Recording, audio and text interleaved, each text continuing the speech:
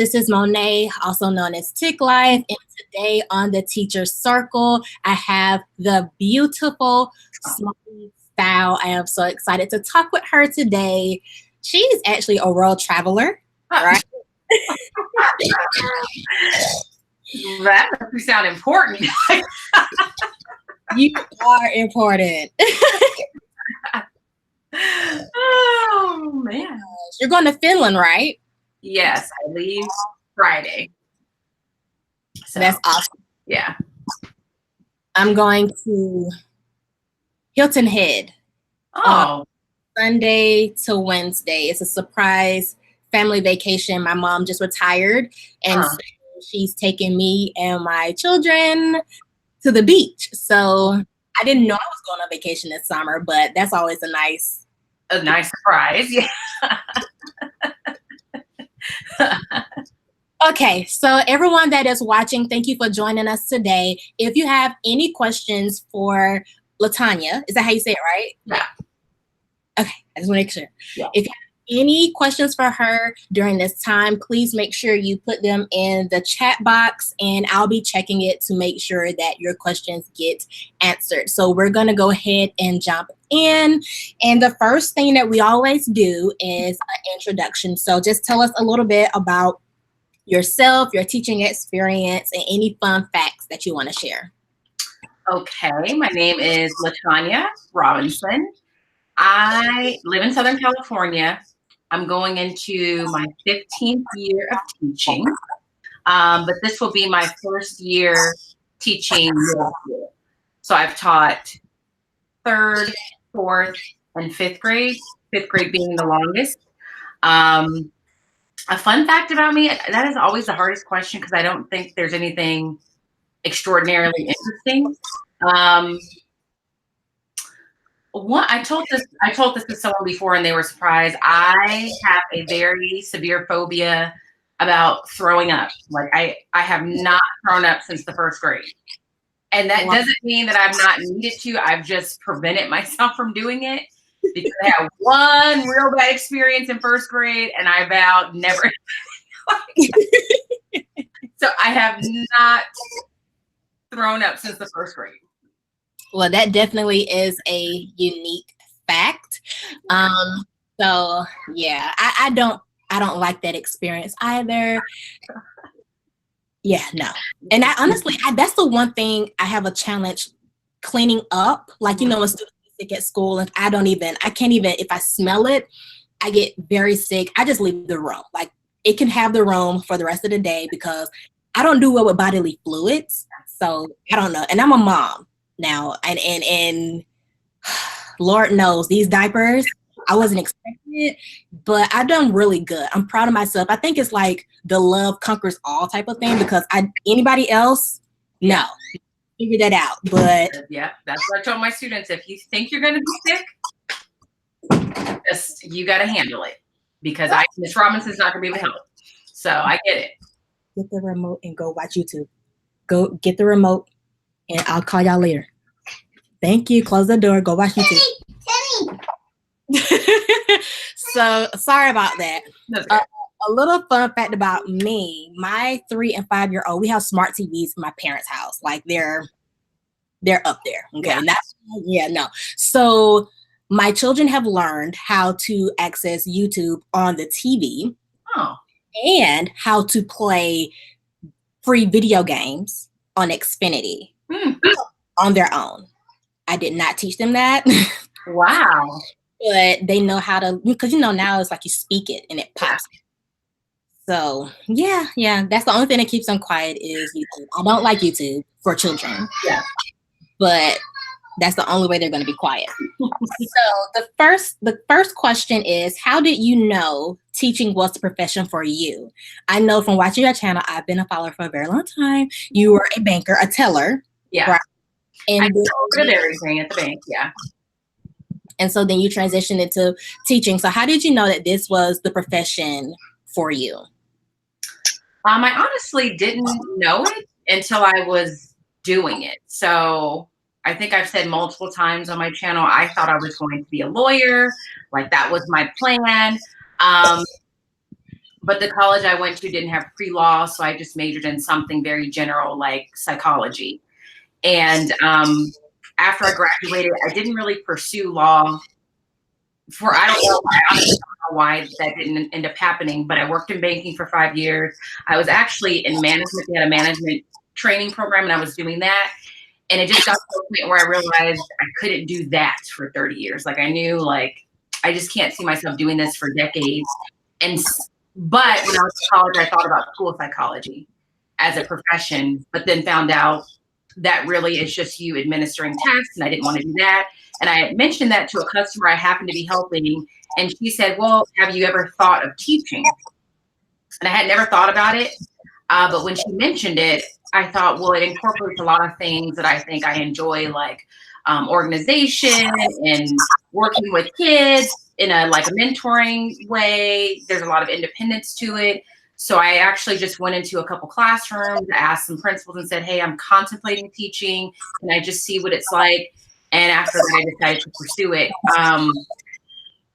But even today, I feel like I'm surprised that I'm a teacher. I'm surprised that it's something that I feel like to a certain extent comes naturally to me, because it's nothing I ever thought of growing up.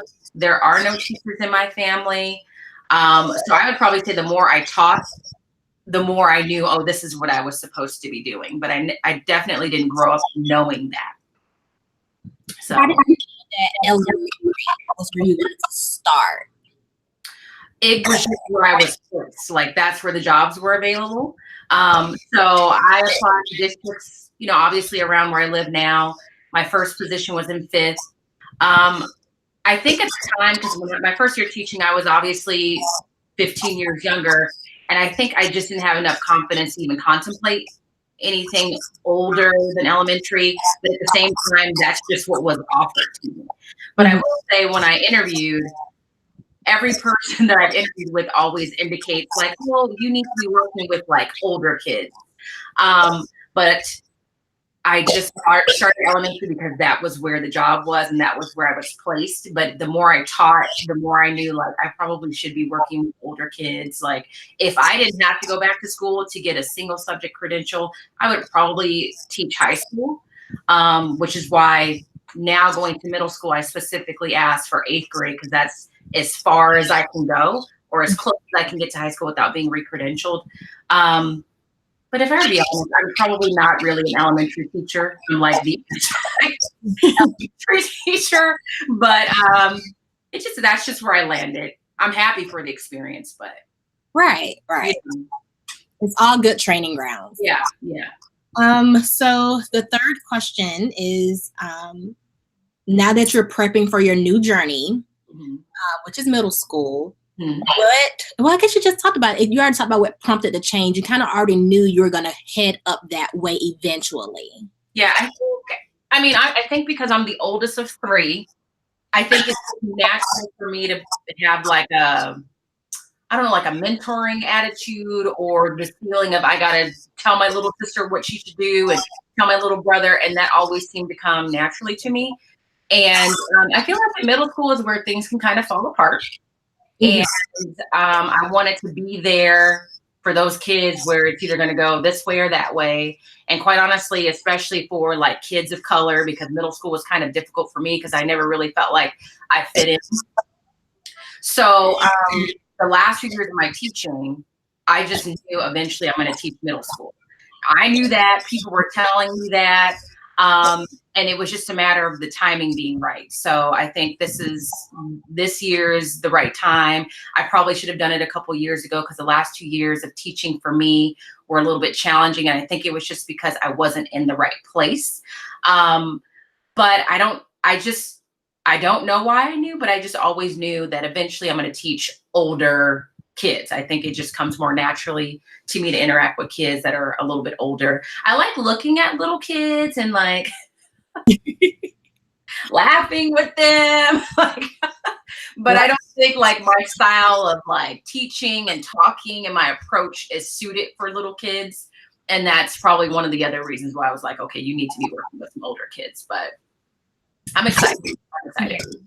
And honestly, what I like about middle school is the content is so rich. Like, really connected to so much that's going on, and they're able to handle discussions. I think push whole group discussions all lower because we want them to become confident in their voice and speak to their peers and things of that nature. But the depth of the conversation can only go so deep when you've only been alive 5 years.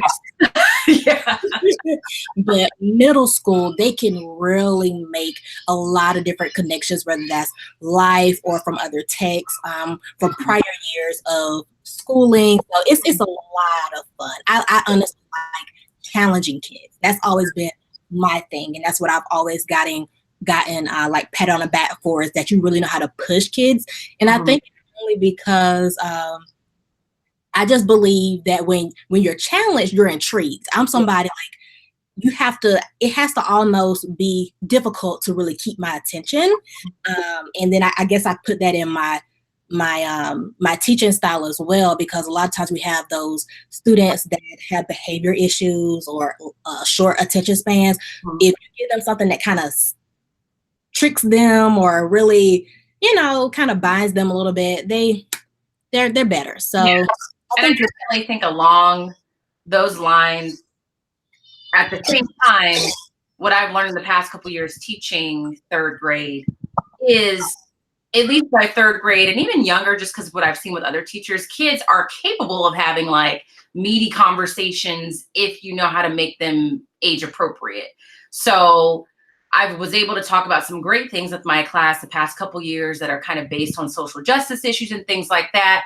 But I'm just looking forward to now being able to take those conversations that I was able to have with students at the third grade level, and then just seeing how much further and how much deeper they could go with middle school students. So I definitely think that one of the benefits of teaching elementary school, especially these past couple of years, is just learning that, yeah, they are little, but they do have like opinions and things like that. And I think it's important, like I realize, even at the elementary level, it's important for us to realize like little kids do have a certain sense of what they feel is right, what they feel is wrong. They may not realize how solidified they are in their opinions, but if you give them the opportunity, they can also like share that. Because my third graders last year said some things I was like, oh,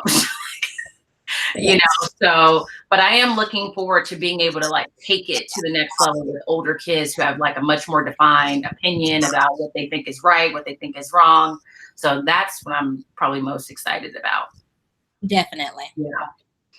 And so this is what I will ask, because, right now I am doing like a new teacher series. You've said that, when you've interviewed with people, they've said, we think we see you with older students.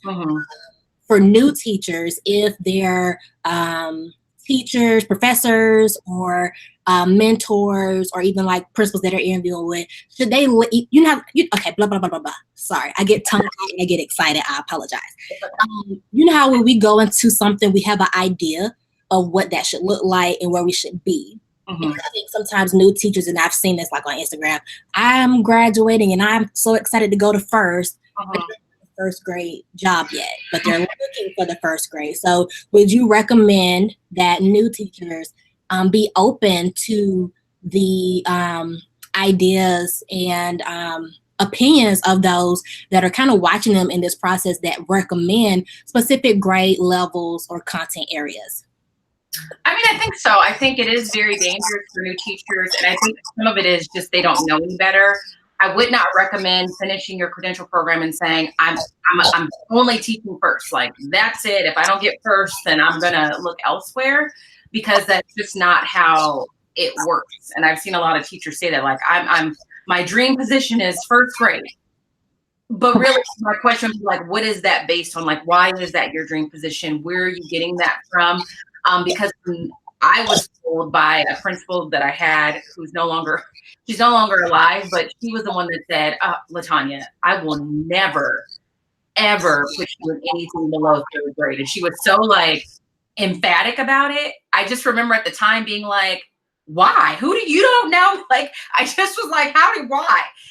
But in retrospect, She was right. Like, I have no business teaching below that grade level. And so at that point, I think she knew more about the profession and what kids need at a certain age than I did. And I was so stuck on like, oh, but I want to teach second because that's the class that I saw and the kids were so cute. Because what I didn't realize at that time is I think kids that age are really cute, but that doesn't necessarily mean that that's the content or the age that I want to teach.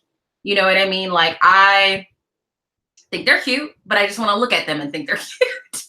But when I come to realize, like, you may not have the skill set or the patience level to be tying shoes and teaching social skills. If I were to be honest, like that, I want them to already know how to do, because I'm so interested in like the content of what I teach. That to me, anytime I have to stop and do something like help a small child tie their shoe or like work through some issues that are like conducive to younger kids, that's when I realized she was right, because I'm very much into like curriculum and content and conversations. And there's only so much of that you'll be able to do when you're working with smaller kids that need help with some of the social skills. So I think definitely be open to people that are giving you those kinds of opinions, because they probably know something that you just haven't realized yet. And at the same time, the honest truth is you got to be able to just get your foot in the door. Like, Yeah. you able to get your foot in the door, and however that foot gets in the door, that's the path you need to take. And it doesn't mean that you're going to teach that forever. And you may be pleasantly surprised. Like, I don't ever recall saying I wanted to teach fifth grade, but when I was teaching it, I told my principal, I feel like I was born to teach like this grade. Like, it was a perfect fit for me. So I think new teachers just have to be open to that.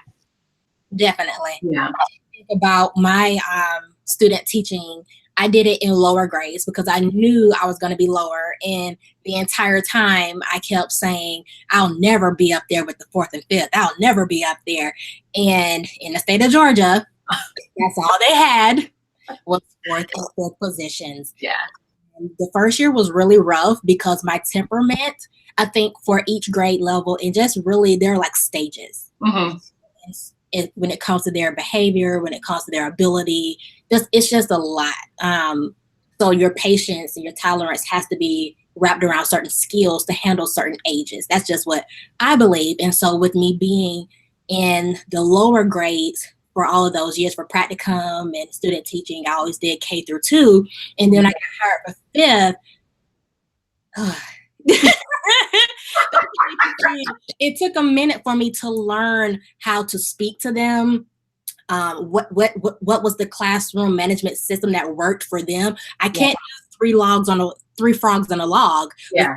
With fifth graders. Yeah. It may be intimidating to a first-year-old. Oh my God, she took my frog. Yeah. But fifth grader don't care 2 cents about a frog. So it was just me going back to the drawing board, and eventually I did get hired for lower. I think the lowest I've done is third, but I absolutely love upper grades. I really do. So you never know what's in you, and you don't know what your niche is, like you were saying, until you try it. Like, give it a try, get your foot in the door, develop yourself, and then because you're in the door now, you can choose your seat. Right. The principal will say, well, where do you want to be next year? Unless you're really, really good. Because I know some principals, if you rocked it out in a grade level, they're going to keep it there. They're not gonna move. Okay, so the next question is, and I've always been kind of interested about this. Where did Smartiestyle come from? The name? Yes, like the name Smartiestyle, and then just, did you originally start on YouTube with Smartiestyle, or was your thought process something different? I think with social media, I initially started on Instagram, but it wasn't Smartiestyle. It was my name. It was a personal account that I deleted. And I think what happened is one summer just was bored and got on YouTube and was just watching a bunch of YouTube videos that were not teaching related, and somehow stumbled upon, at the time, I think there were only 3 teachers that I knew of on YouTube. So there was the Lettered Classroom. There was a person there that's no longer there called Sheila Jane Teaching, and Tina Beitler. And I just remember watching those teachers on YouTube thinking, oh, how interesting. And I was entertained. And then I thought, well, these are all white females. And initially I was like, I think that I would like to see a different voice for teachers on YouTube. And that's where I decided to start a YouTube channel. And then I also thought it would have been nice if while I was getting my credential for me to see the reality of an entire school year. So not just hear like the theory of the school year or the theories around the beginning of the school year, back to school time, or the theory around the end of the school year, but to really take people who are either in school to teach or contemplating teaching or just interested in teaching to show them this is what a school year looks like, a complete school year. So I committed to vlogging every contract day. But the name, I was like, okay, so what, like, who am I? What do I like? Like, what do I value? It just needs to be I didn't want the channel to be named LaTanya Robinson. So I knew that I valued like education and learning and feeling intelligent, but I also like clothes and style and all that. And I think my idea was to kind of promote the idea that being smart is stylish. Like, it is stylish to be smart. It is cool to be smart, because I think for me, when I was in middle school, I was very like reserved. I was super quiet. I had friends, but I was by no means popular. I knew people that were popular, but I was very, very quiet. Like, unless I was being spoken to, I probably wasn't being spoken, or I probably wasn't speaking. And I felt like I was being told that I was a nerd, I was a goody two shoes, and somehow that was like a negative thing. So the name was really just kind of to promote the idea that to be smart is stylish, to be smart is cool. And then it was also just to play on the fact that I like to think of myself as relatively intelligent, and I like to think of myself of having some sense of style. So I just mashed the two words together. And that's where Smartiestyle came from, and people seem to like it. I mean, so I'm gonna leave it. I toyed with the idea a few months ago of changing the name to Smartly Styled, but people didn't seem to be too keen on that. Okay, I'll leave it alone. But that's where it came from. And so that first year where I blogged, I really didn't have any expectations, honestly. Like I said, I committed to, I will do this for a year. And if it works, it works. And if it doesn't, I'll stop. And luckily it worked. And so I've been doing it for a few years now. So. Right. And I think it's great, especially for those people that are interested in becoming a teacher, but they don't really understand the day-to-day. Yeah.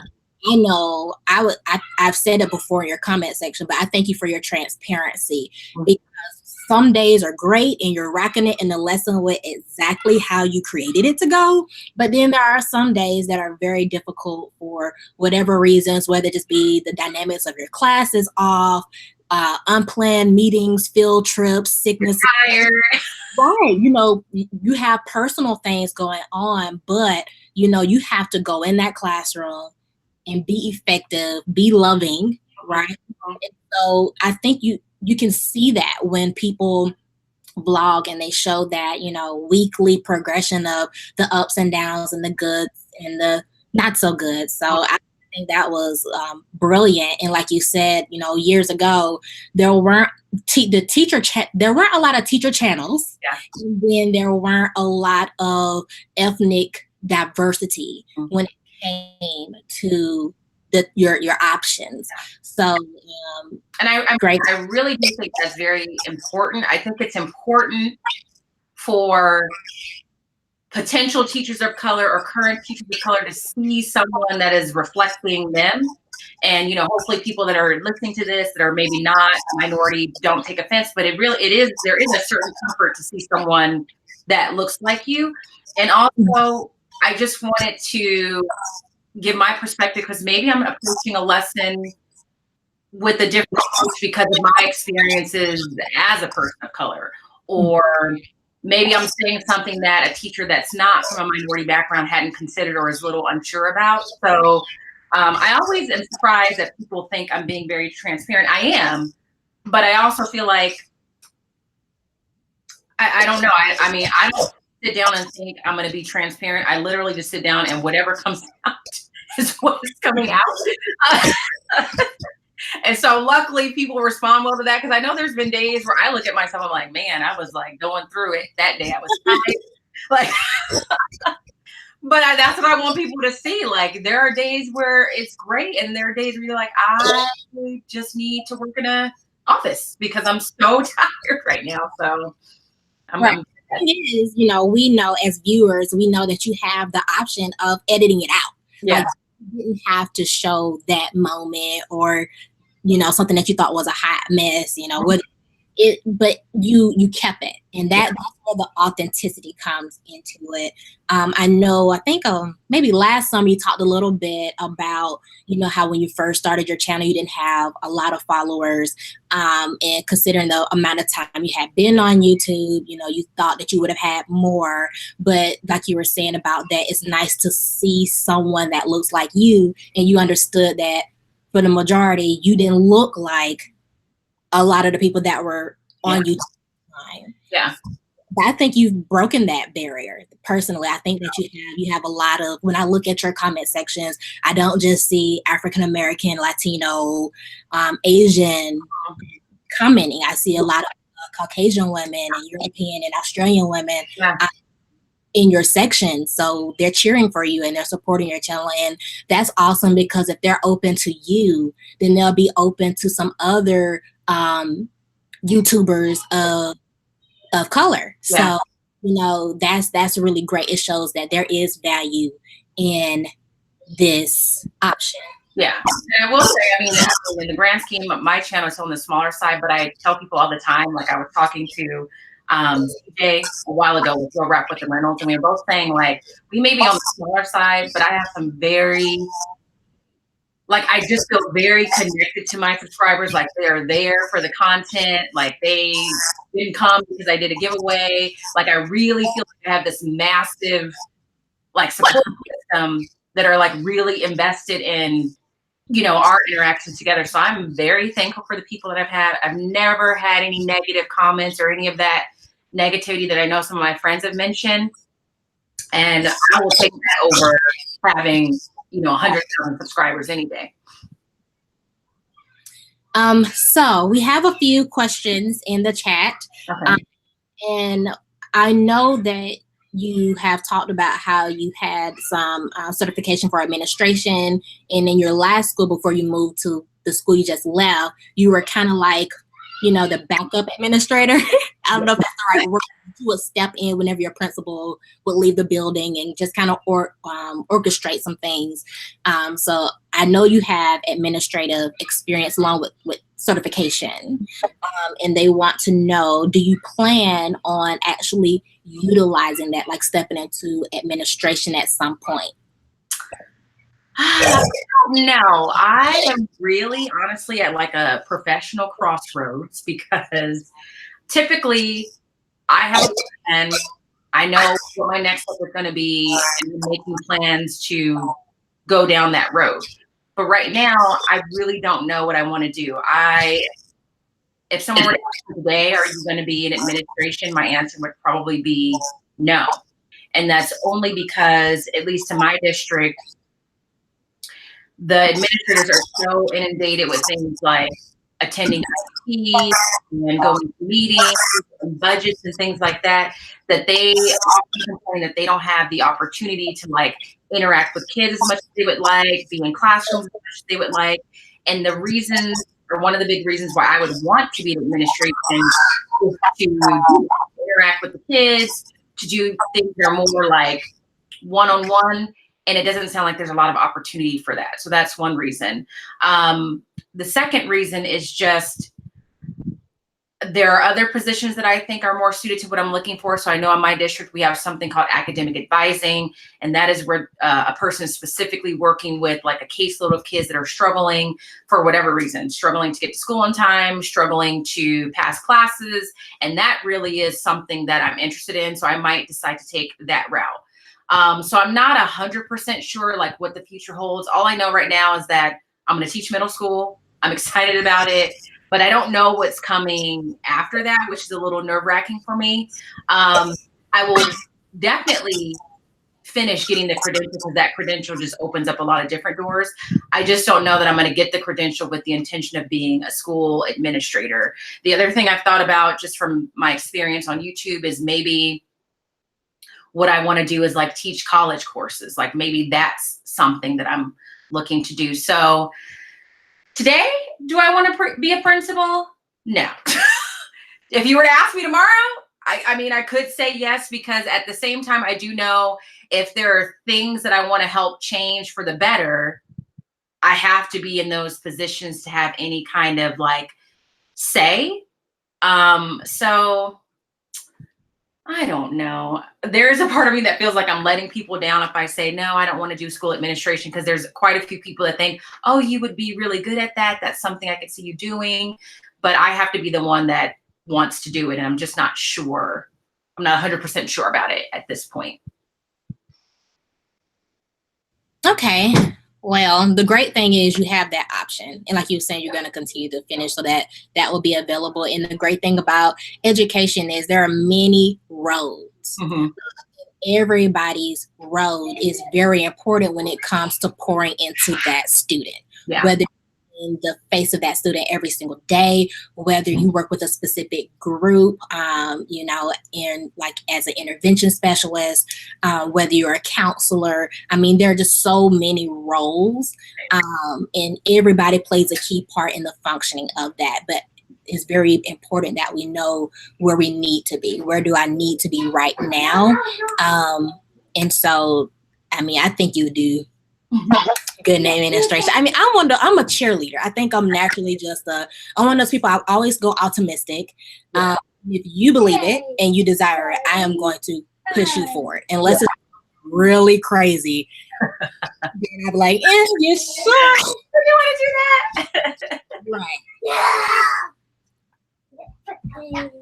Sorry. Last week, people that are watching the Teacher Circle, I paid my mom to take them away. Oh. And since I have 2 shows this week, I couldn't arrange it. Oh.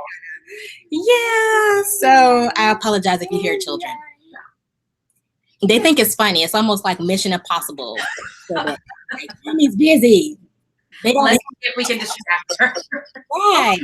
She's not gonna pop us on YouTube. I will pop you up. Not Yeah. So let's get into like the fashionista. I call you a fashionista because I know something that I look forward to in your vlogs is when you go to your mirror in your bathroom and you talk about your outfits and where you got your watches. And I mean, you must have a really nice watch collection because you're always coordinated. It's always color coordinated, and it's yeah. So let's get into that. I know you said that, you know, being stylish it's a part of your personality. Did you know that people that watch your channel would be so into what you're wearing and where you got it from? And I did not know. And every morning that I film those, I'm always like, do people really care about this? Like, what are you doing, LaTonya? And I will back up to say, I don't know, like I don't walk around saying like I'm a style maven, or I don't even tell people I'm stylish. I just know that I like to shop and I like to feel put together is how I would describe it. And I've been that way for a while. It just makes me feel good. But it is surprising that people really do enjoy that particular segment of the vlogs. Or I know I put them on Insta stories this past year and took them out of the vlogs. And I've had quite a few people comment on how much they miss that part of the vlog being in the vlog. Like they want me to put that back into the vlog as opposed to keeping them out and putting them on Instagram, because they felt like they got some inspiration from that. So I am very surprised by that. Like, and I don't even, I'm very surprised that people are like, oh, where'd you get that sweater? And what's really surprising is at the end of the very late part of the last school year, I went to see my friend Liza at her school, and her principal is aware that I had a YouTube channel. And he said something to her. He told her that he thought I was like neurotic. And I said, I mean, neurotic. I said, I don't think I'm neurotic. I said, I think I'm pretty particular, but not neurotic. And I said, what is it that I'm doing in these vlogs that makes you think I'm just this neurotic person? So he literally got up and did a full blown reenactment of me doing my outfit, my outfit of the day with his outfit. And in that moment, I was like, oh my God. And he just went on and on and on. But I am surprised by it. I think people enjoy it. I mean, I feel like a little like superficial doing it every now and then, but as long as people know that I'm doing it just because it's fun and I like clothes and people like to see it, that's great. But I don't want people thinking I walk around like, look at me. yeah, like I just know fashion, because I don't. There are days where I look at my outfit and I'm like, this is what I'm wearing. I wish I wasn't, but this is it. So it's been a fun ride for that. Great. Yeah. And so that ties into your classroom. I saw the video where, I mean, I really am a follower. I appreciate it. But I saw the video where you were talking about, you were just kind of comparing past classrooms to your more recent classrooms, to where you haven't always had it where everything was color coordinated and everything had this exact spot and da da da da da. I remember you showed like your first year classroom and it was kind of themed, like multiple themes, just whatever you had. Now you actually put a lot of thought and planning and somewhat of an investment into your classroom. So I know last year, I believe, last summer, I talked about how there was this conversation on Instagram going on where some people just, I won't say appalled, because that's a very strong word, but there were some teachers that were really against the whole Pinterest-worthy classroom movement that was going on. And I honestly think that because we have the ability to share things, we do. I don't think that many people go on to say, this is how you should do it. I think people go on to say, wow, look at this, and how, you know, they just share it. I don't think they go on with negative intent. Right. If that makes sense. So what are your thoughts on that conversation of, you know, you don't need to put all that money in your classroom. All you need is a great lesson, and don't buy all of da da da da. And then you have some people that say, you know, well, I really just love creating a comfortable, creative, fun environment for my students. I'm kind of in the middle. I feel like for new teachers, which is why I made that video last year and specifically showed my classroom my first year. I think for new, and what I didn't have my first year, we didn't have social media. So I had no concept of what my classroom was like in relation to someone else's. So I just was proud of that little classroom. I just thought it was the greatest thing ever created. But now it's different where you're, you know, teaching on Instagram and showing all this stuff. But what I would say for new teachers is, do not, if you have the means to do it, do it. Like if you have the means to go all out and all that, go ahead and do it. But if you don't, and you're doing it because you feel like that's what your classroom has to look like for you to be perceived as a good teacher, that's just not the case. So definitely those first few years, I would say it, to me, it makes more sense to invest your money in things like books for your classroom, long wear items for your classroom, like mailboxes, like organizational systems that you know you'll use year to year. As far as the teachers that are like, you don't need all that, you just need a number line on the, you know what, like, I think those teachers are really underestimating the physical space and how it affects you as a teacher and how it affects the students. Because I know I was unhappy in classes that I felt were just not, where the teacher didn't even try.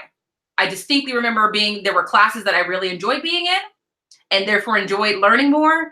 And it was a lot to do with just the environment. It felt like the teacher had really put time and effort into creating this nice place for us, as opposed to classes where I'm like, there's one poster on this wall and everything else is bare and blank. And I think kids notice that. And so for me, I never put that classroom together the last two classrooms I had, I never put those together for the purpose of it being on Pinterest and getting all this attention. It was just, my attitude was, I am very sensitive to my physical space, and I spend a whole lot of time in these places, and I would like to just be able to sit in here and feel good about the space that I'm in. And I think people can see that, like, at my house, like I've always been that way because that's how my parents were.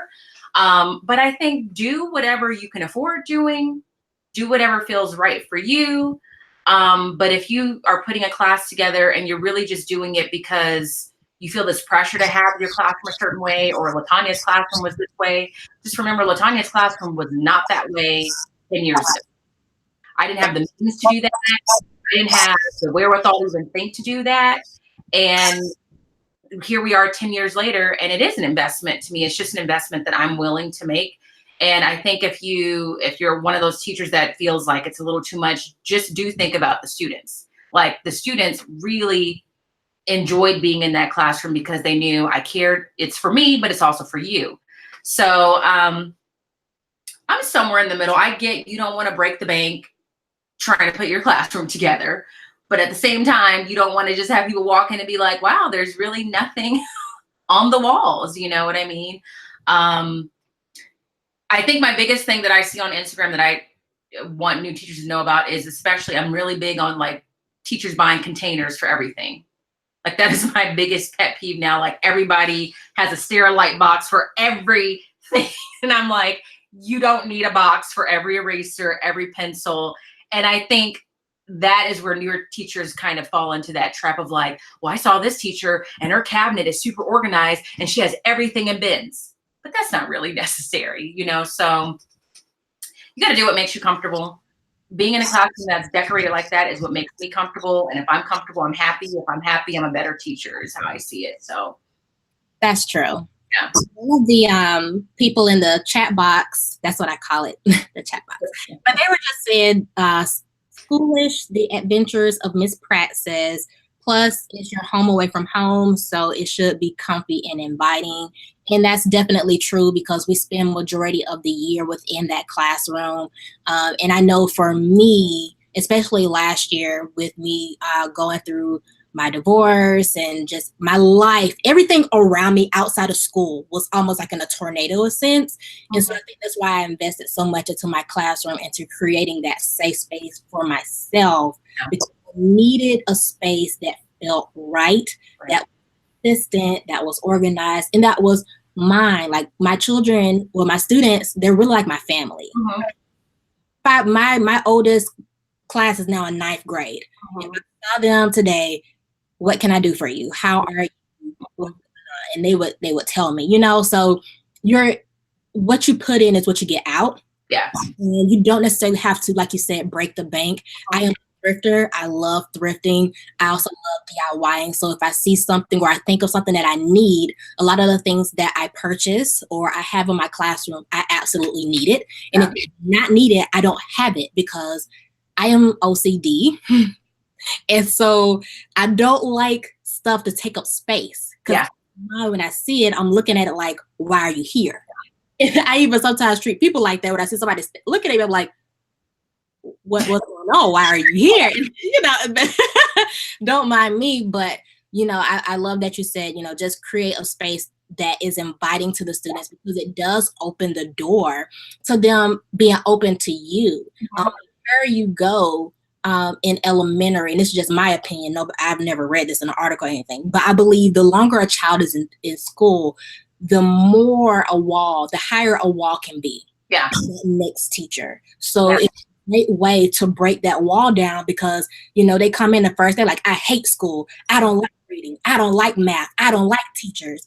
But then when they come into your space and it's completely different than anything they experienced before, they can no longer hold on to their past grudges, because it's like, wait a minute, this person may be different. Maybe reading in this class is fun because the library is organized and they have a box or a bin just for me. You know, sometimes people think, oh, children like to read, but they don't like to read what you're forcing them to read. But have you thought about, you know, creating your library by genres and, you know, talking to them, what do you like? And, oh, you like dogs? Let me get some books on dogs, you know, and you'll see students really come to life. And that takes time and it takes investments on many different levels. But I just think if you do it, if you believe in printing your stuff on astrobright paper, I mean, it's little stuff I be reading sometimes. Yeah. I was like, you don't have to spend for no astrobright paper. But Yeah. I mean, and I think it's true. Like, shout out to Shamika, because that's who that question or that comment came from. I've never met her in person, but we're friends. She's going to be going to Finland with me. But I think, like, especially me going from elementary to middle school, I've had so many people ask me, they're not even asking me, they're saying, LaTanya, you are not going to paper the walls floor to ceiling at middle school. And I'm like, yes.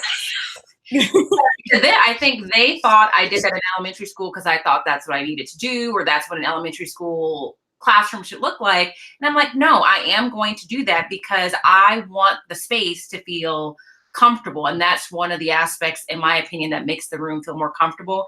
And I really, especially at the middle school level, because I know that my classroom will not be like the typical middle school classroom in terms of how it's put together. And that in and of itself tells the kids, look, I'm here. I want you to feel comfortable in here. I want you to feel like you're at home. You know, I want it to be as positive as possible. And I think that's what you need to remember when you're setting up your classroom. That you really, what is it, like I always tell people, what is it that you want people to feel when they walk in the door? And when I made that last classroom, it was, I want people to feel like maybe they're in someone's house. And from kids to adult, like anytime someone came into my room for the first time, that is what they felt like. They were like, it's just very calming in here. And that's what I wanted. So that's why I'm doing it. I'm not doing it for anything else. All the other things that came as a result of that, like the magazine feature and all of that, that was so like, that was nothing that I was even thinking about. So if you like sitting in a very minimalistic classroom and you don't want anything on the wall and that's what makes you a better teacher, then do that. But if you're someone that needs a little bit more and that's what makes you a better teacher, then do that. But at the same time, you got to think about the kids and like what makes them feel comfortable also. Right. Just be true to yourself. Everybody stay in their lane. Yeah. And be true to yourself. Yeah.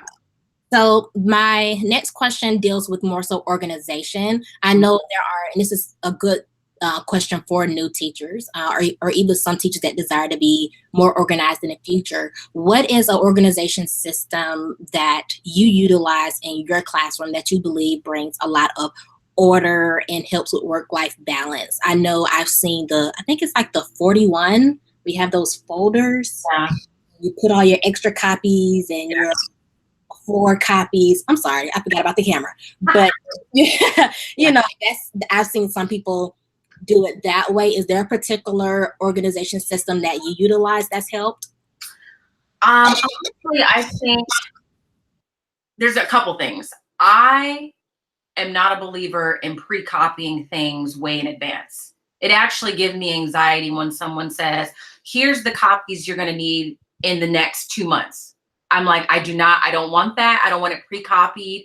I don't like a lot of paper in my face. So to see like stacks of paper is one thing I don't do, because I really do think you end up wasting things. I have no way of determining how my lessons are going to be paced. And I think pre-copying a lot of times creates waste and creates unnecessary paper flow in your classroom. So I don't do that. At most, I might copy a week to 2 weeks in advance so that when I'm looking at the stack, I know precisely what that's for. So that's one. Number 2, I wholeheartedly believe you need to teach the kids how to organize themselves, what you expect for things in your classroom, where things go. So a big part of staying organized in your classroom is teaching your kids, like in my classroom, I taught my kids, this is how I want the stuff stacked in your bins. So there were days where it was like, it has to be stacked from largest, like I'm teaching them to stack it from largest to smallest, so that when I ask them to get things, they know exactly where the thing is. When I ask them to put something away, they know exactly where it goes. If I have a sub, I can say it is going to be located in this spot behind this book. So a lot of people that I've worked with feel like that, because it takes a lot of time to get the kids to the point where they just kind of know. but it is so worth it when you have a sub and the sub writes, your class can run itself. But that's because I chose to put all that time in training the kids on, this is where things go. When we finish with things, I don't put it back. You put it back. I will tell you where things go. I'm going to support you in the beginning and teach you that. So I think it's very important for us as teachers to teach the students that, yes, this is my classroom, but it's also your classroom. And it just says, I'm responsible for keeping it organized. So are you. So definitely teaching your kids your expectations. And I always put everything back before I leave for the day. So I will never leave and stuff is all over my desk. Stuff is not back where it belongs. Like, I will take the time to put everything back before the kids leave. They clean up the classroom so that when I come in the next day, I'm not feeling super overwhelmed. In terms of paper flow, this is one of the things I'm curious to see how it goes with middle school, because last year I had about 30 students. This upcoming year, I'll have about 60 or so. And so we had just mailboxes. So every Wednesday they had their weekly folder and they knew that's when they were taking things home. And I plan to do that in middle school still, even though some people have said, well, they don't really do that in middle school. So I was telling my friend, I said, that's more of a management system for me. So knowing that on Wednesdays is the day that everyone's expecting these folders to go home, that helps me to know I need to get stuff graded by Wednesday. It helps me to get things graded and put it in that area of the classroom so I don't have stacks everywhere. And that is what I think helps keep me like sane. Like, I don't pre-copy. Train your students how you want things to be. Train them how to put things away. Train them how to keep themselves organized.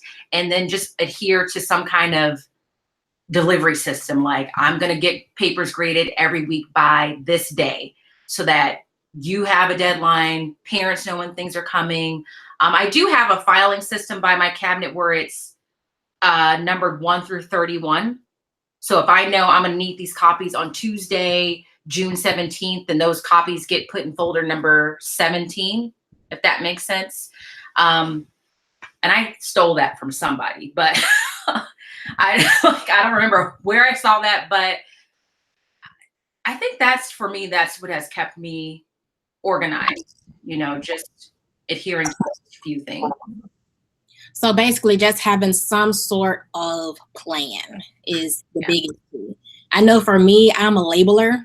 I may not have 100,000 bins, but a lot of places in my room, they're labeled. And so if somebody has it, it's checked out and you know where to put it. Like, that's just really big for me. Labels are really pretty.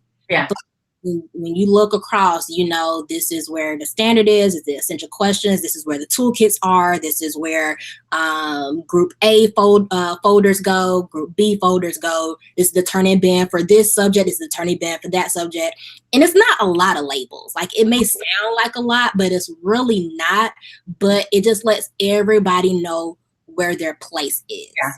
And even when this previous year, at first I let people choose where they sat, and then when I see that students can't make wise decisions, I take that privilege away for a little bit, and I legit took a piece of paper and I hot glued it on the tables, and I wrote people's name down, like, this is your table. I don't know which seat you're at, but this is your table. So I think that it helps everybody get on the same page, and I like people to always be on the same page, and I don't like to reiterate. You know how kids can ask you the same questions over and over? I don't do well with that. So because the spot is labeled, 9 times out of 10, your peer is going to hear you ask me where this thing is. And they're going to say, duh, look over there. It says, and then I don't have to say anything. That makes me feel so good. I always say, like, when you train the kids that way, like, where they know, okay, I have to organize my things this way and this has to go there. There's a certain level of predictability that I think is healthy for kids. And same thing, like, if someone asks a question at a point in the school year where I know they should know the answer to that. Like, I always say, can anybody let so-and-so know where that paper goes? But for new teachers, I would say that is the biggest thing that I would say. Like, you really, no matter how little they are, you can train kids to understand this is where things belong. This is how we organize things, and really hold them to that. I have been known to be in the middle of a sentence teaching, and if I turn and I look and something is like out of place, I'll be like, the stapler's not where it belongs. Do I have a volunteer to go put that back? And they will be, and I kind of joke around with them and I kind of make it sound like I have a problem, like I'm OCD and, I can't teach without it, but they do it. Like, it's just me, like it's my illness, you guys, I need you to support me. But they handle it. But teach the kids, don't copy months in advance, because you may not get to those copies, and then you'll just have paper just everywhere. And just make sure you put them, like when you leave, just put all the stuff back where it belongs, so that you're not coming in the next day already like stressed because things are out of place.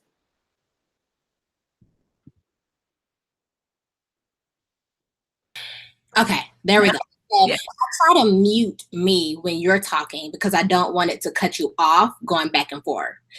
So I had a technical glitch where I could not unmute myself. Okay, so Tina Johnson, she wants to know, were you a collaboration teacher / inclusion classroom? If so, could you talk about your experience? Is that what you all call it in California? I'm not sure if she's like maybe referring to RSP. Because, well, I mean.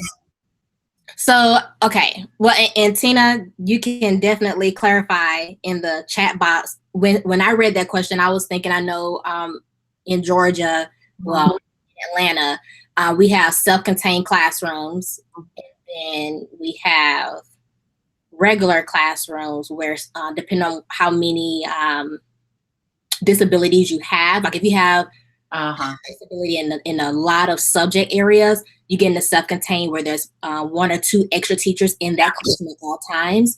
And then you have the push-in, like if you only have 1 learning disability, that person pushes in for that subject.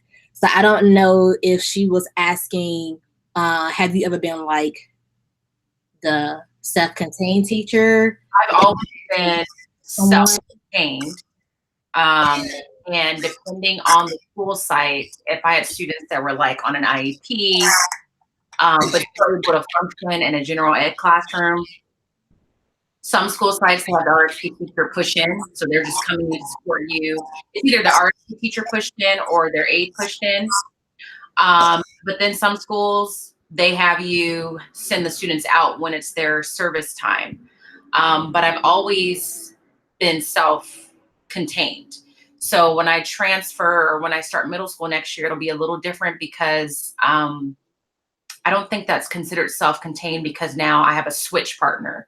So I will have 2 sets of kids for a couple hours a day, and then they'll swap. So I'll have them for language arts, social studies, then they'll go next door to get math and science, and then I'll get the kids that were in math and science, they'll be coming over for language arts and social studies, and then I'll have a separate elective period. But I would prefer, when I was at my previous school and I had students that were getting RSP services or were on an IEP for academic learning disabilities or social disabilities, I would prefer for it to be the push-in model, because I don't necessarily like when students are sent out, because subconsciously that tells the kid, this is not really your class. You're here, but you're going there, and that's your class. And so from my experience, when I was pushing kids out and they would come back in and maybe we were in the middle of a lesson, they would sit down as if, oh, you guys are working, I've already done the work, I'm just gonna sit here and like kick it for a minute.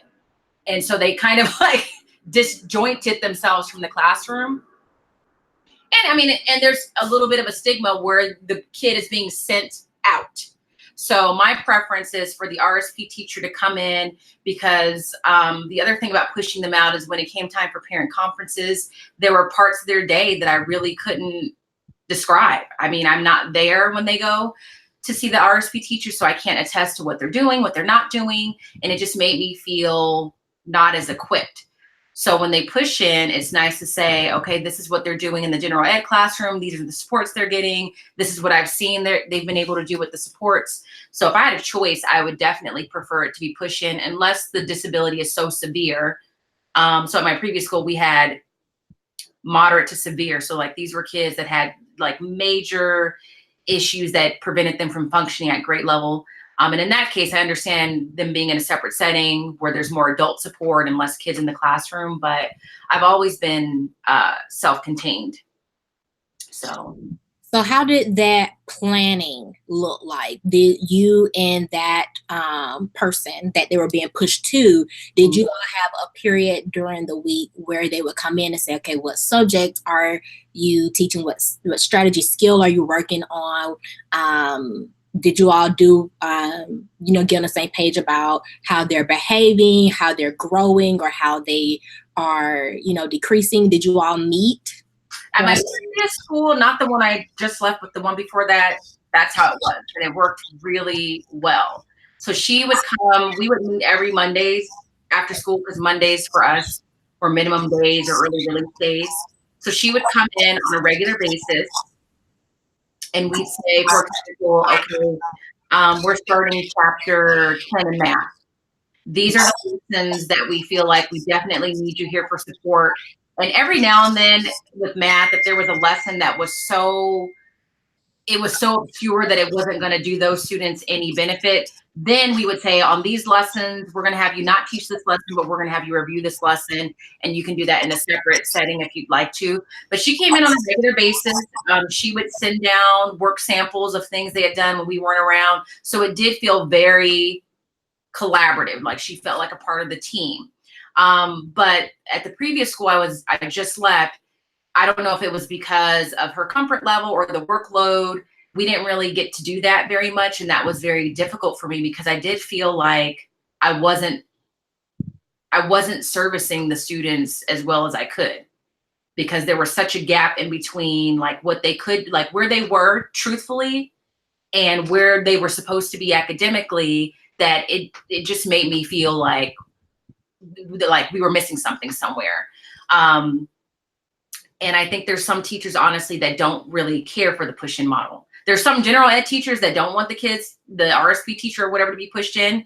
And there's some RSP teachers that I think are uncomfortable coming into another teacher's classroom being more of a support. So I'm a proponent of push-in, but you definitely have to treat that person as if they're an additional teammate. And I think sometimes there's this battle between like the special ed person and the general ed person, and you're not coming together. And in the end, that only hurts the student and only makes your job harder. Okay, great answer. Just to piggyback off of that, just a quick question. I know in the state of Georgia, we're having a lack of certified SPED teachers. Mm-hmm. And even I think it's even so now they're giving a lot of incentives to those that would like to become certified in that area, just so they can put more support within the schools that we have. And trust me, there are a lot of students that need assistance. I was shocked to find out, it was actually on the news a couple of times, that there are people in special ed positions that are not certified. Oh. Working with the students, and it kind of came out recently. So I know my daughter is actually in special ed for speech. Mm-hmm. So she's going to a new school this upcoming year, and I took a tour of the school, and I specifically went to the speech therapist who would be servicing her, and I said, "Are you certified?" And she looked at me like, "What type of question is that?" Not like that. Let me change my. I can be animated. But the way she looked at me was like, "Why would you ask me that?" But because I watched the news and I had become abreast of the situation, I just wanted to double check. I mean, I don't think every school, but they said that there were they were encountering that, where people were in the role, but they weren't necessarily certified. And what I'm probably thinking that is because sometimes the news doesn't tell everything. But what I'm thinking it is, sometimes you can get on the job training and certification. So I think these people probably have some type of teaching background, but they're not necessarily have completed the certification for that area.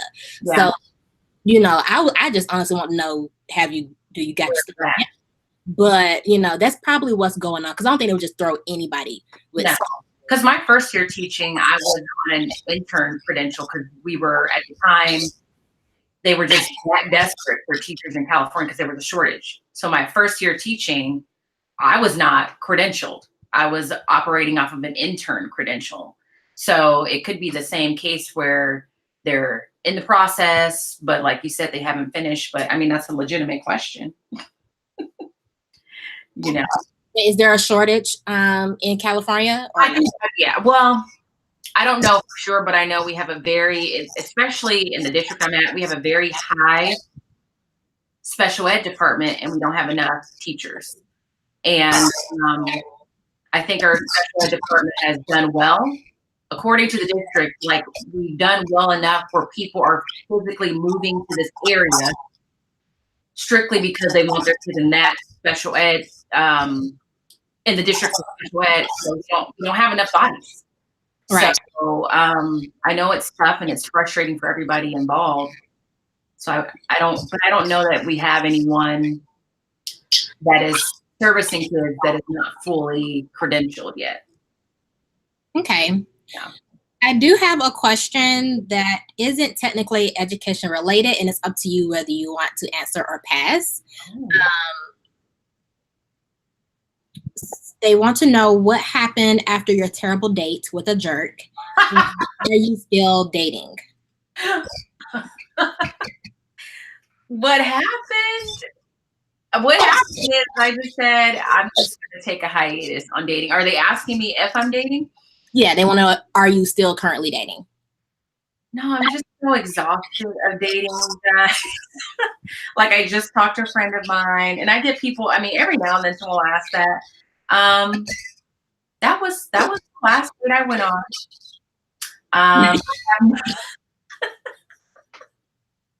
That was it. After that, I said I need a break. I have not made any efforts since. I don't.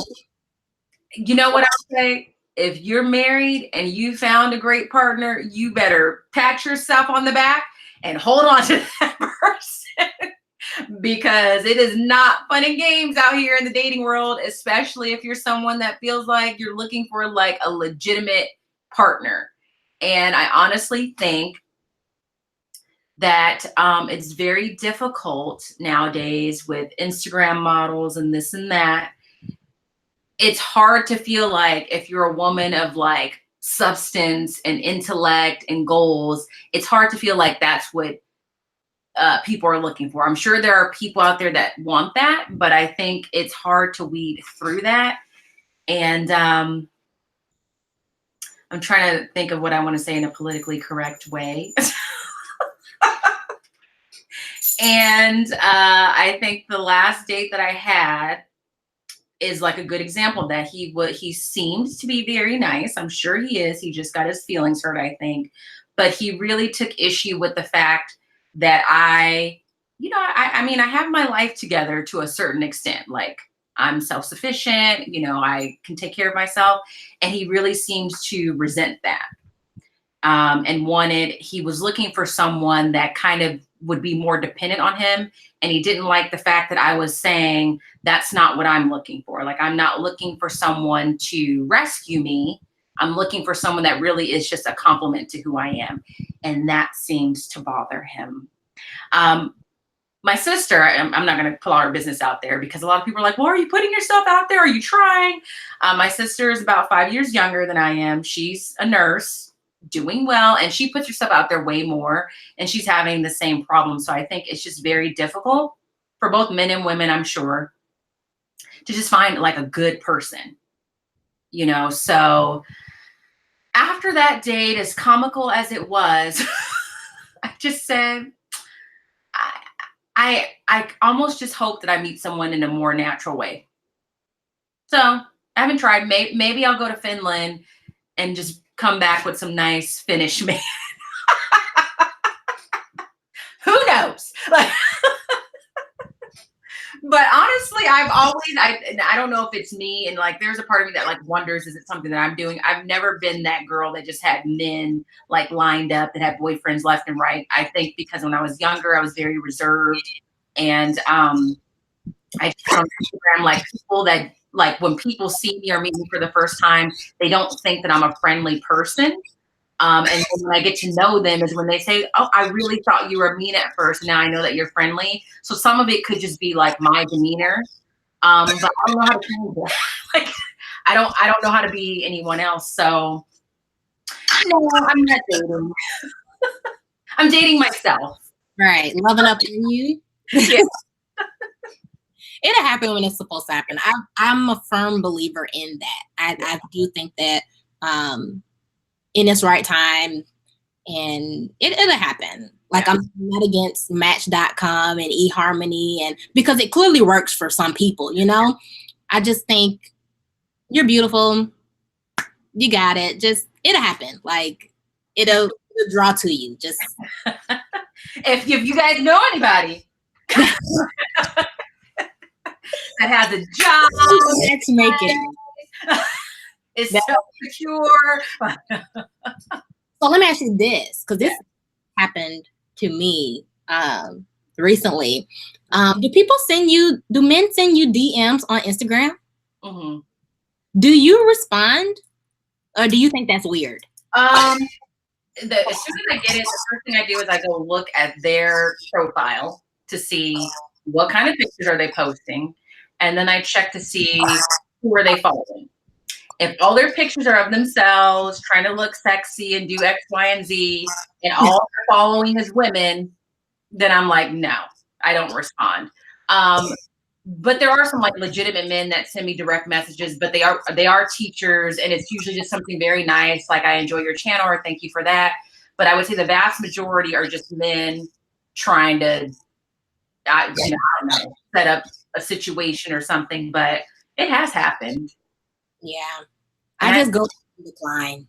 Yeah, I just wonder what is it seeing on the page that makes them think I'm gonna DM that. You know, so it's that is interesting, and that's not something I like was prepared for, but it has happened. It doesn't happen a whole lot, but it has happened. Gotcha. It'll happen. I mean, I think today's society is really different. Dating looks different in today's society. Marriage looks different in today's society. Just a lot. Yeah.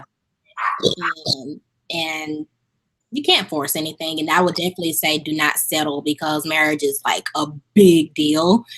Yeah. You know, you're really committing, and you like, you know how you're saying, I want a partner, and you should be a life partner. And because I think somebody said it one time, you know, love can sometimes fade. Like I may not, you know, I may wake up one day and I'm not really feeling you today. But if you're, in my words, if you're my homie, you know, it's just like your best friend. You know, I talk to my friend all the time, and I never really get tired of her. There are sometimes I'm like, but, you know, I treasure her, I value her, she's important to me, and so that to me is like a partnership, a well-developed partnership.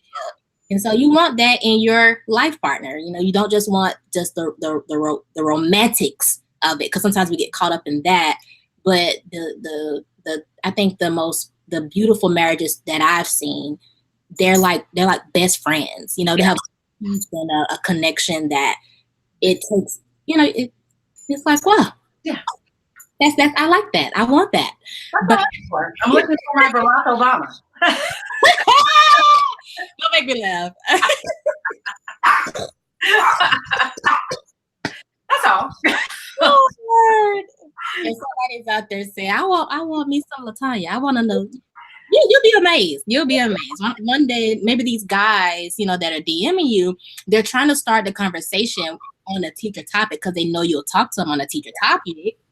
So they try to break the ice, but you didn't get it. You know, you didn't get the hint like, hey, girl, I want to talk to... Never mind. So I'm not going to keep you long because I know you do need to unpack.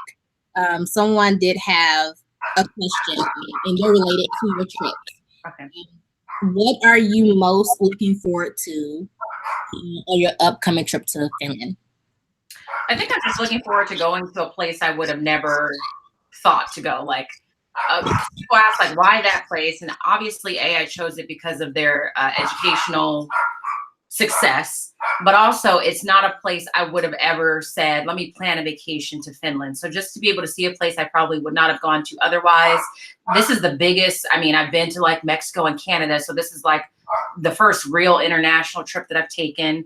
Obviously, I'm going to get to meet Shamika in person, who I've only talked through YouTube, and just the experience of it.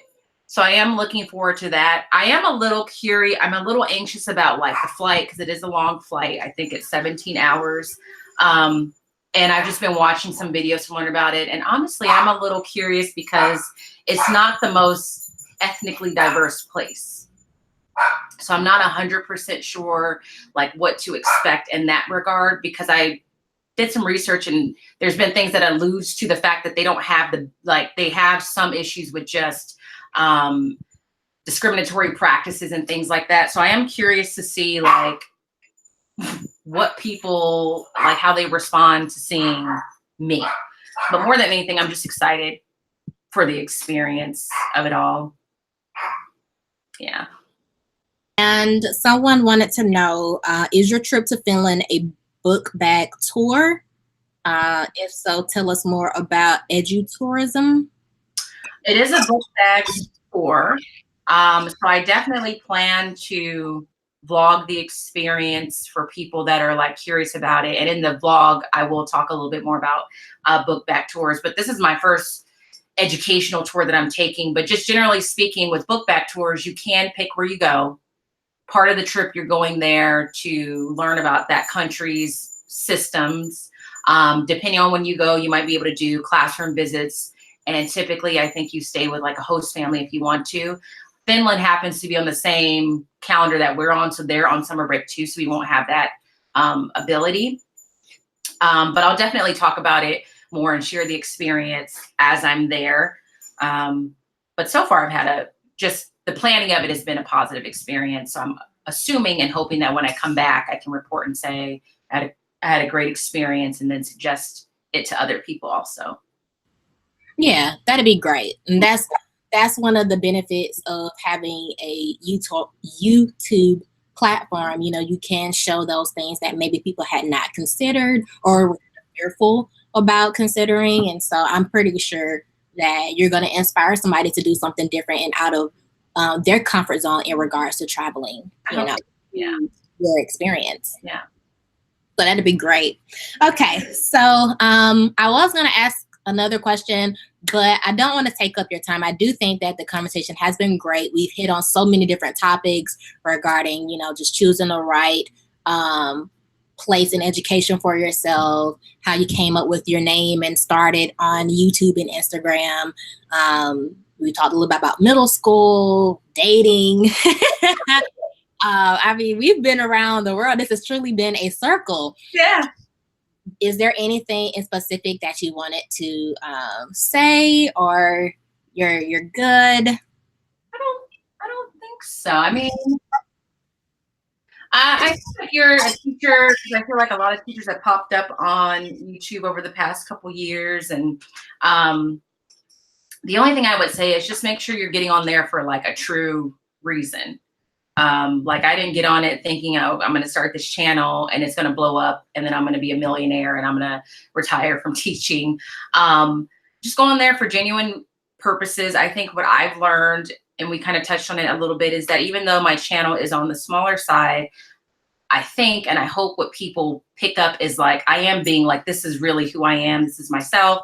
And I've gotten a lot of opportunities despite the fact that I'm not this huge teacher channel, because there's teacher channels out there, I'm sure we all know, that are much larger than mine, but I've gotten these opportunities because people are responding to the truth of who I am that I'm sharing with everyone else. So I think definitely if you want to start one, have a reason why you're starting it, be authentic to yourself. Don't get too hung up in the numbers and the subscribers, because that really shouldn't be what it's about. And I also think that administrators and people at that level are really starting to come around to the idea that there is a lot of value in teachers on social media. So I know I've had a couple people ask like, well, do your principals know? Or like my principals knew I have know that I have the channel. The superintendents know, they know very well that I have it, and it hasn't hurt me in any way because I'm not doing anything that's like crazy. I'm really just sharing like what my life is like. And in some ways it's been great for parents because now parents know all the work that we put in to just produce a lesson. So if you're looking to do it, I say do it. I know I told one girl when I went to that conference in Miami,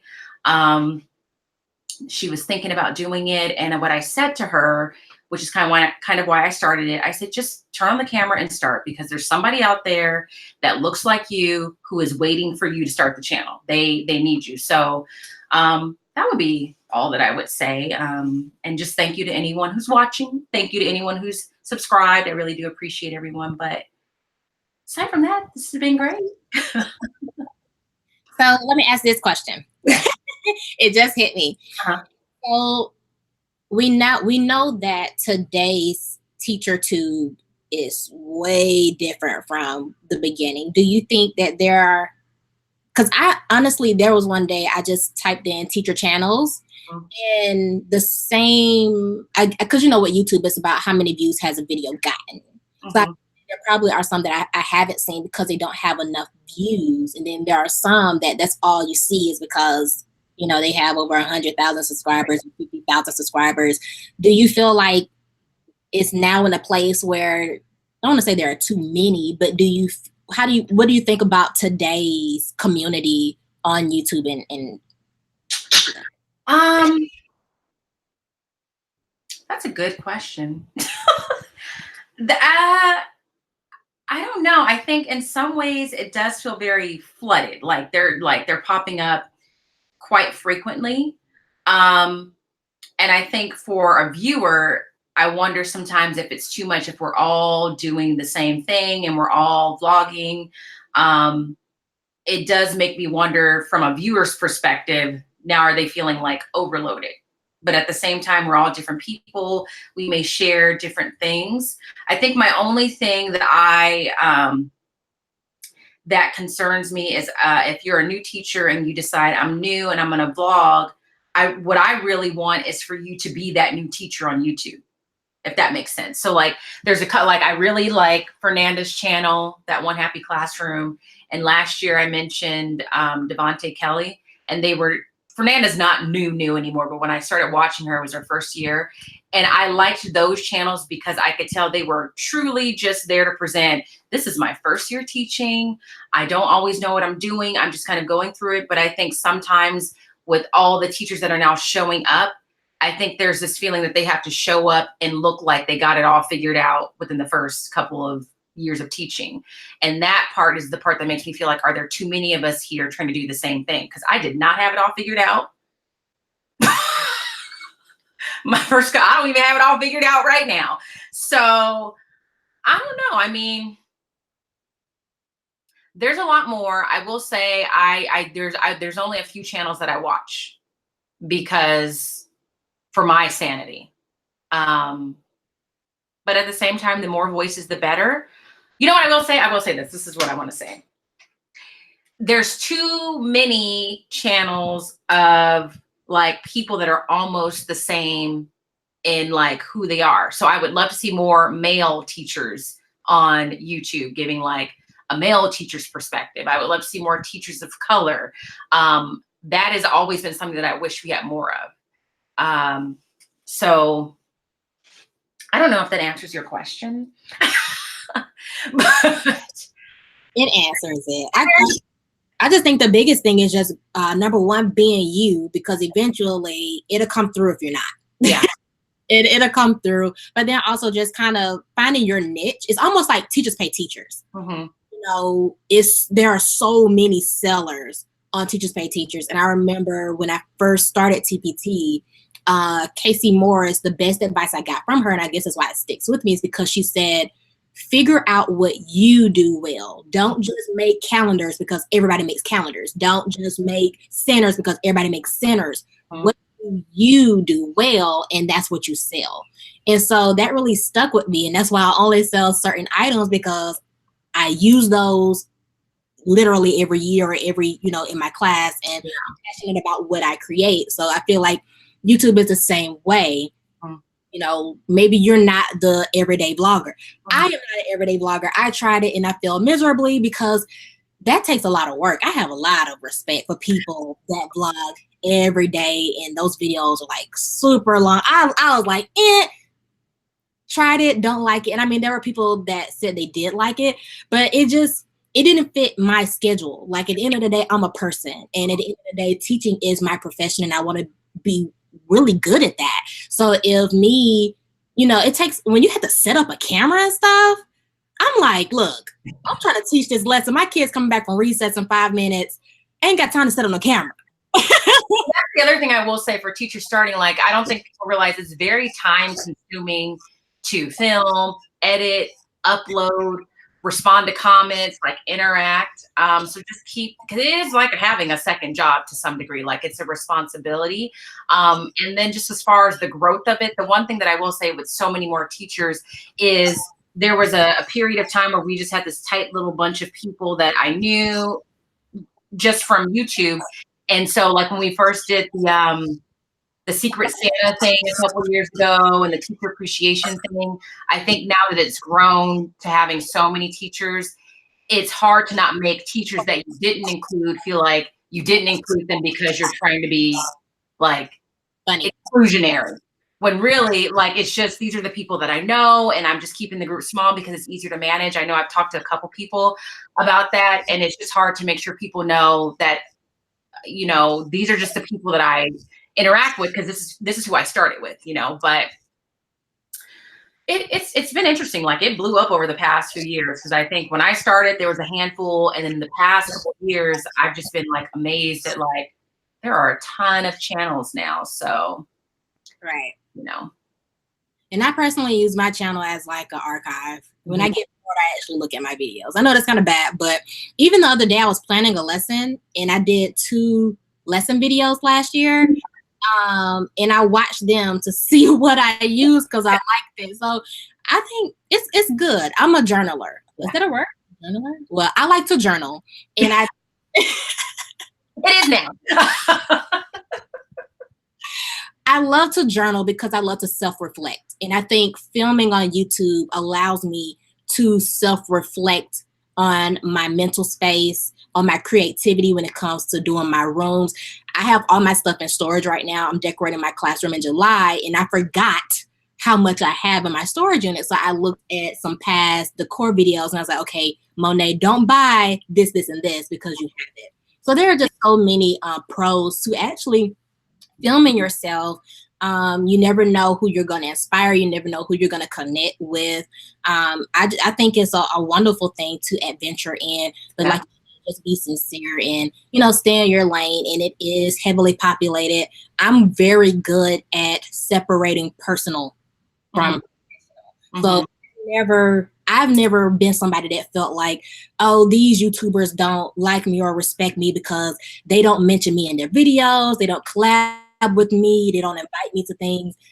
I don't take it personal because they would have to know me personally for me to take it personal. But I can see how other channels may get discouraged or feel some type of way.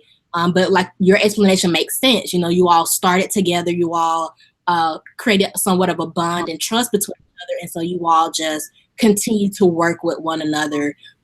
So if anybody's watching that's a YouTuber, and maybe you're not on that level yet, but also I would take that as a challenge. Like, create your own circle, band together, collaborate with one another, start your circle and see how you all can help each other and network to get to a place that you desire. Just because somebody closes one door, that doesn't mean that you can't go another way. I'm really big on that. Like I told you, I'm optimistic. So don't take things personal because people don't know you personally. And, create your circle, and be loyal to your followers. Yeah, I agree. Okay, well, I think we had a great teacher circle. I thank you for accepting the invitation to be on it. I know it's like new, you never heard of it, but I just thank you for giving me your time. I know you're doing 100 things, and You could have definitely been laminating some more I'm done laminating for it. languages. I'm done with that for now. Laminators or so for you to give me your time and answer these questions, I know they're going to be helpful to somebody. And I want to thank the people that tuned in today. Thank you for tuning in. I greatly appreciate it. Tomorrow, I have the privilege of speaking with Rockin' Resources. I'm excited about that. And so if you would like to join the circle again, please be sure to tune in tomorrow at 5 p.m. Everybody, let's give Miss LaTanya Robinson some shine. These are my classroom shine fingers.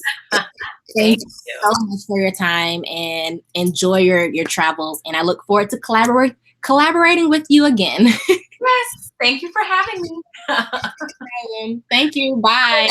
Bye.